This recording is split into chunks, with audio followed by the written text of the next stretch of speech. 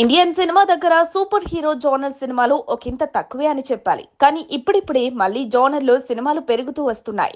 అయితే తెలుగు ఆడియన్స్ కి ఇప్పుడు మాత్రమే కాదు, ఎప్పటి నుంచో పరిచయం ఉన్న క్రేజీ సూపర్ హీరో ఆ సినిమా ఏదన్నా ఉందంటే అది క్రిష్ అనే చెప్పొచ్చు. ప్రస్తుతం ఉన్న మిడ్ ఏజ్ యువత అంతా ఈ క్రిష్ సినిమా చూసి వచ్చిన వారే.